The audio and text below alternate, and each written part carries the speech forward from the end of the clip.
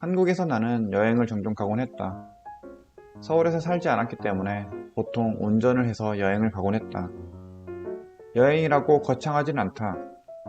사는 곳 외곽으로 드라이브를 하고 박물관이나 전시관을 보고 맛집을 찾아 그 지역의 특색 있는 음식을 먹고 오는 것이 전부였다.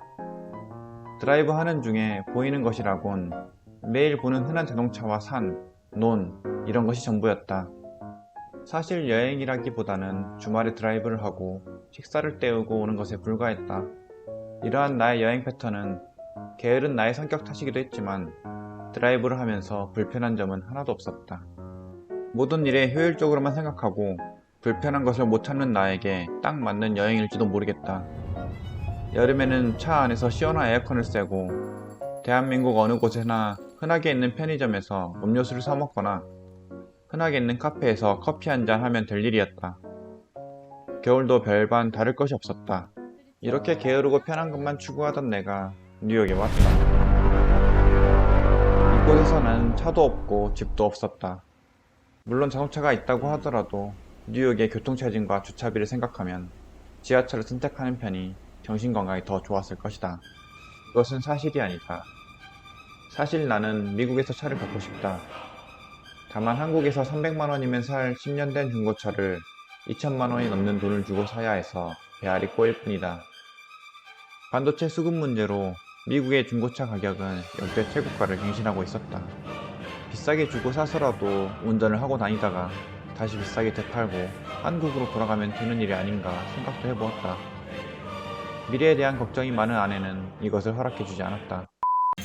뉴욕에 오고 나서야 타임스퀘어가 뉴욕에 있다는 사실을 알게 됐다.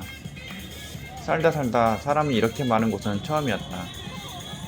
아내는 사실 사람이 많은 곳을 좋아하지 않는다. 그러거나 말거나 사실 나는 이렇게 정신없고 사람들이 붐비고 다른 사람들에게 관심을 갖기 위해 노력하는 사람을 보는 것이 재미있었다. 마치 침대에 누워서 휴대폰 작은 화면으로 보던 영상을 직접 두 눈으로 보는 느낌이었다. 이곳은 낮이든 밤이든 사람들이 항상 많다.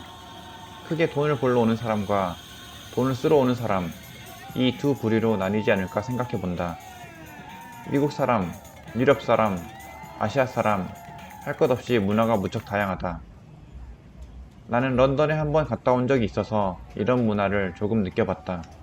다양한 사람들이 모였기 때문에 영어를 조금 못해도 동양인이어도 차별을 받지 않는다.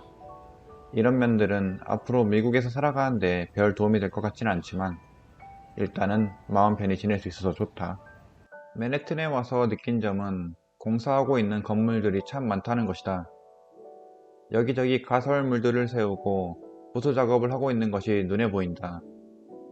다 허물어버리고 재개발하는 한국과는 다른 점이다. 공사 현장에서 흔히 볼 수 있는 가설물인데 쇠파이프로 뼈대를 세우고 그 아래에 전등등을 설치해 지나가는 행인을 보호하는 역할을 한다. 알아보니 매 5년마다 건물 외벽의 안전성을 점검해야 한다고 한다. 그렇지 않을 경우 벌금형을 받게 된다. 이 가설물들은 비가 올 때 비를 피할 수 있다는 장점이 있지만 가설물들로 가려진 건물은 창문의 시야가 가려지는 것은 물론이고 발판의 먼지와 비둘기 배설물 등으로 인해서 창문을 못 여는 경우도 있다고 한다. 맨해튼에는 15년이나 가설물을 설치해 놓고 공사를 하지 않는 건물주도 있다고 한다. 입주민들에게 피해를 주면서도 자신들의 금전적인 피해를 회피하는 것이다. 타임스퀘어 근처에는 경찰들이 많다.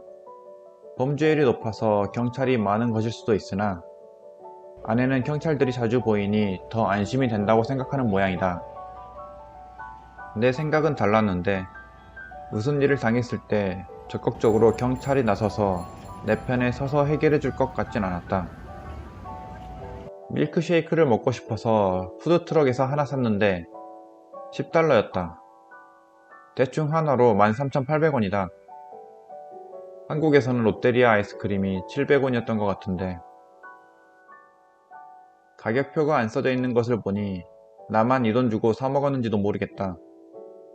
하지만 맛은 그 값어치를 하는 맛이었다. 먹는 것을 좋아하는 분들에게 미국은 좋은 곳일 것 같다. 물가와 내야 할 세금과 팁을 생각하지 않는다면 말이다. 나는 사진으로 담아왔던 한국과 달리 미국에서는 동영상을 많이 남기려고 한다. 사진으로는 한국과 다른 미국의 생활이 쉽게 다가오지 않기 때문이다. 이 영상을 보는 시청자는 물론 머나먼 곳으로 가서 타지 생활을 하는 나를 궁금해할 가족들이 있기 때문이다. 서울에서의 팍팍한 도시 생활을 느껴보지 못한 나는 뉴욕에서 서울 도심의 불편함을 느끼고 있다. 한국과는 다른 미국 문화와 더불어서 말이다. 나는 앞으로도 내가 느낀 불편함과 새로움을 영상에 담을 것이다. 이 영상이 누군가에겐 도움이 되고 또 새로운 자극이 되었으면 한다. 오늘의 날씨, 하루 종일 흐리고 비옴. 뉴욕에 와서 이렇게 비가 많이 오는 것은 처음이다. 뉴욕 사람들은 이상하게도 우산을 잘 쓰지 않는다. 우산을 가지고 다니면서도 쓰지 않는 사람도 봤다. 예전에 댓글로 이런 글을 본 적이 있다. 너무 다 이해하려 하지 말자. 모든 것을 다 이해하려고 힘 빼는 하루가 되지 않으시기 바라면서 좋아요, 댓글, 구독, 알람 설정까지 부탁드립니다. 지오그래픽이야. 뭐 떨어진 거 봤어? 껍질. 껍질 까가지고. 와.